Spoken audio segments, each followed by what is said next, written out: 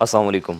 आज मैं आपको एक ऐसी साइट विज़िट कराने वाला हूँ जहाँ पर हमने सिर्फ़ 2 से 3 माह पहले एक छोटा-सा सोलर सिस्टम इंस्टॉल किया था और सिर्फ़ एक छोटी-सी गलती की वजह से यहाँ पर इतना बड़ा हादसा हो गया। सब कुछ जल कर राख हो गया, लाखों का नुकसान हो गया।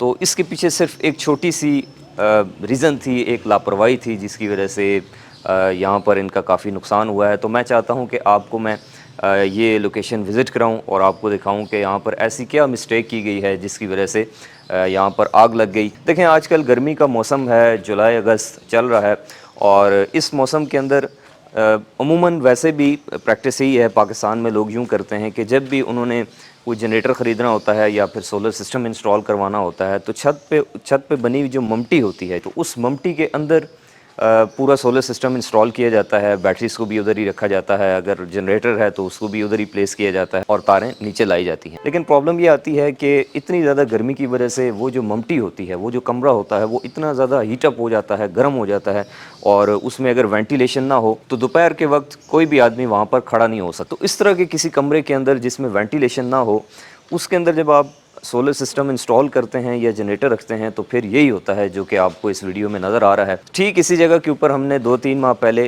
छोटे 150 वाट के पैनल्स और एक 2 किलोवाट के इन्वर्टर और एजीएस की लेड एसिड बैटरीज़ की मदद से ये सिस्टम इंस्टॉल किया था। और ये जो फैमिली रह रही है ये ऊपर वाले पोर्शन में रह रही है और ममटी इनके पास थी। लेकिन मसला तब आया जब इनके नीचे वाले पोर्शन में जो किराएदार रहते थे उन्होंने एक जनरेटर ख़रीदा कुछ दिन पहले और वो जनरेटर इन्होंने इसी ममटी के अंदर रख दिया। और 2 दिन पहले जब गर्मी अचानक उरूज पे थी और ममटी का दरवाज़ा भी बंद था, खिड़की भी बंद थी, लोड शेडिंग हुई, उसके बाद जनरेटर स्टार्ट हुआ और उसके एग्जॉस्ट की वजह से कमरा इतना ज़्यादा हीटअप हो गया, इतनी ज़्यादा उसमें गर्मी जमा हो गई कि सिर्फ 15 से 20 मिनट बाद ये जो बैटरीज़ आपको नज़र आ रही हैं, इनमें से जो ऊपर वाली बैटरी है लेड एसिड बैटरी, ये उस हीट की वजह से ब्लास्ट कर गई और धमाके से फट गई। और उसकी वजह से इसके आसपास जितनी भी चीज़ें थीं, सबसे पहले तो इसके ऊपर लगा हुआ इन्वर्टर जो है उसको आग लग गई। फिर उसके बाद आसपास जो बिस्तर पड़े हुए थे वो जल गए। यहाँ पर एक ऑटोमेटिक वॉशिंग मशीन पड़ी हुई थी प्लास्टिक बॉडी में, उसकी हालत भी अब आप देख सकते हैं कि बिल्कुल वो फ्लैट हो चुकी है। सिर्फ उसके अंदर जो 1-2 मोटरें हैं वही रह गई हैं जो आपको नज़र आ रही हैं। और जितनी देर में यहाँ पर फायर ब्रिगेड पहुँची उतनी देर में सब कुछ